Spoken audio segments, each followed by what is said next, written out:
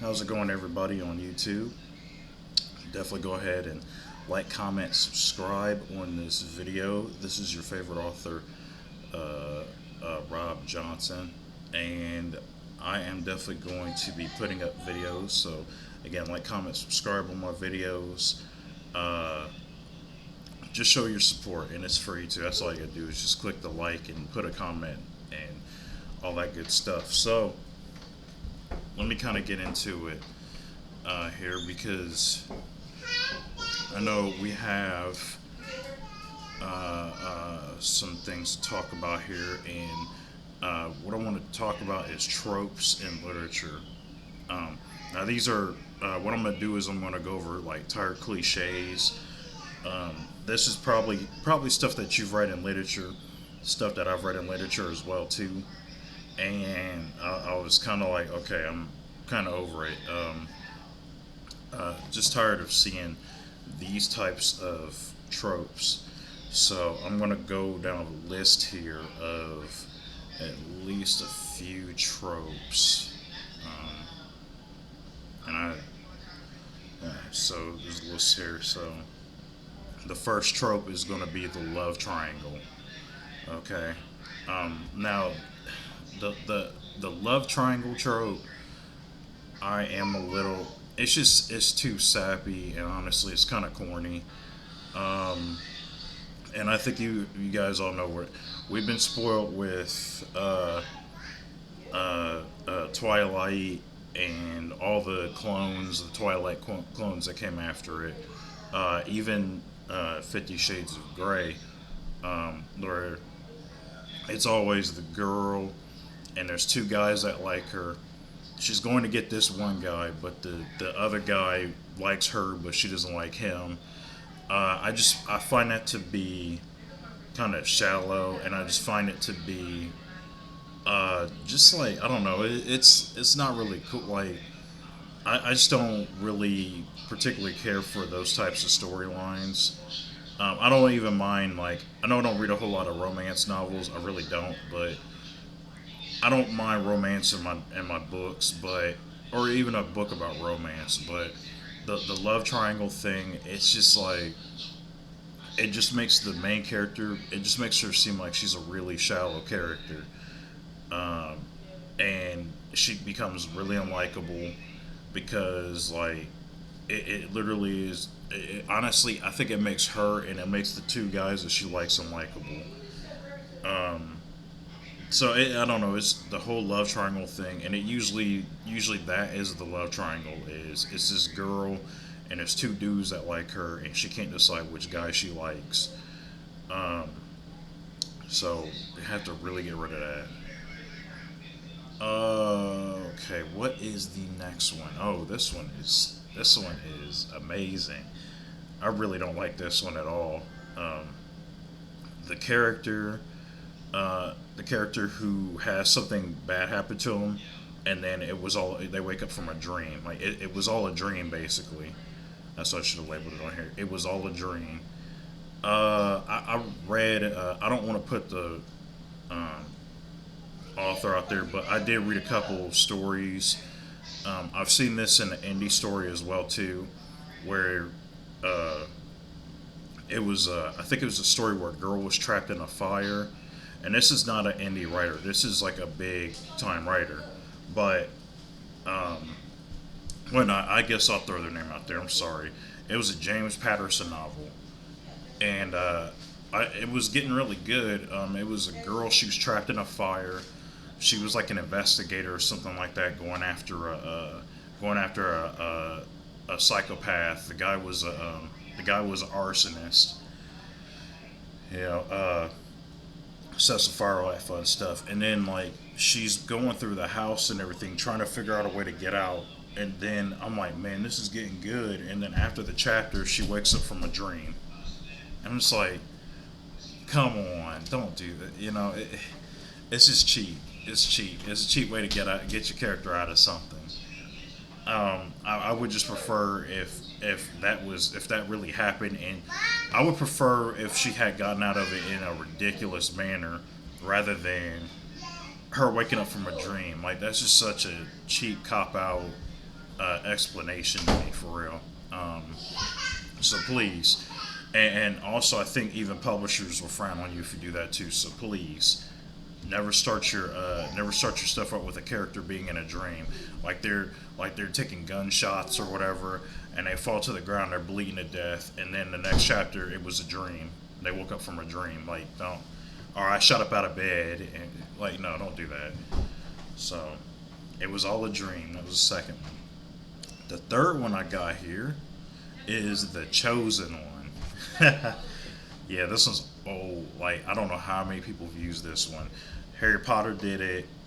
Um, Harry Potter turned out to be a good series, but it don't. But it's starting to become a thing now. Like because I think even Aragon did it.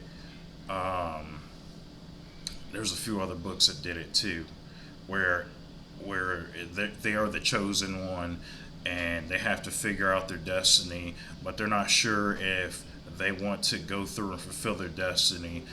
And it's like we've seen this trope several times. Eventually, the chosen one is going to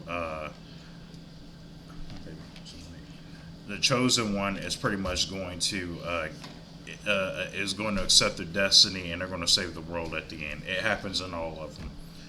So yeah, definitely no chosen one tropes. All right, let's do abusive or absentee parents. Um, I know I did this one before. I didn't know this was this was before this like around the time I first wrote my first novel, and I didn't really know much about tropes like that. I usually just try to follow my own storylines and do my own like unique take on certain things. But uh, yeah, parents that are abusive and absent. That trope is very old. Like it's to create a fake conflict for characters when you're not really sure like how you're going to advance the conflict. So you make their parents abusive, or you make them absent, and you go like, oh yeah, their parents ran away, or their parents beat them, raped them, all that stuff. Like, and that is used so much that it honestly feels like it is a cheap cop out at this point. So got to be careful with that. Definitely watch that. Keep the parents in their lives. Keep the parents in their lives. Uh, okay, so the last one or the one I have on here too, not last one, but the 2D heroine. All right. So what we mean by 2D heroine is a heroine that doesn't have a female hero that doesn't have any depth or dimension to her. I I don't know if I've read a. I'm pretty sure there's books out there like that. You know what? I have read one. I read. I can't remember what the book was, but um, it was the way the author was describing the hero, the female protagonist. And after all, I'm just like, man, you want to have sex with this woman? Like what's going on, man? Like it's like what Total Recall, where he's creating the perfect woman in his world. Like come on, man. Like seriously. Yeah, I read some of these where I'm just like, man, this man's getting a little. He wants to really rub up on this woman, huh? And you just tell it was a guy writing it. So and and I write a lot of female characters in my stuff too. So um, I can definitely attest to this. Like I just treat all my characters, no matter what sex, gender they are, whatever. I treat them all the same. So you got to be careful. Just treat them like a person. That's all. That's all they are at the end of the day. A person. Okay. No 2D heroines. Give them some dimension. Give them some depth. Uh, and then my last point I'm going to make here is the narrator. I never really had a problem with this one. So this one is the narrator that speaks in the first person narrator, the talking in first person, describing themselves in the mirror. I have done this a couple times in books. Um, I never really found this to be a problem. I think I ran into another YouTuber online, and she said the same thing about. She did a list of tropes that she actually didn't mind, and that was one of them too. And I agree with her 100% on that. I never really had an issue with this. I guess apparently uh, there are uh, there are publishers and people who have an issue with this trope. Um, I mean, because people people when they do go to the mirror, they do check themselves out. I mean, it. I do it too. You know, when I'm getting ready for work or whatever, I look at myself in the mirror too. So I that's why I think I really don't see an issue with this trope necessarily, because it really happens. You know, what if somebody is just a vain person? You know, we all have a little vainness in us. Why not? So I but I guess they say it's just a terrible way to describe your character. Um, like you're supposed to be more creative with describing your character. Now, if you do it a lot, if you do it in like every book you write, yeah, that does become a problem after a while. It's like okay, man, now you're getting a little lazy with it. But I mean, the occasional book here and there, I'm just like I don't. It doesn't bother me too much. But I guess that is a trope that apparently is a problem, so that's why it's on the list here. So there you have it. I gave you six tired cliches, six tropes in literature that people are tired of, just completely tired of. Uh, so I don't know. Are there any tropes that I missed on this list?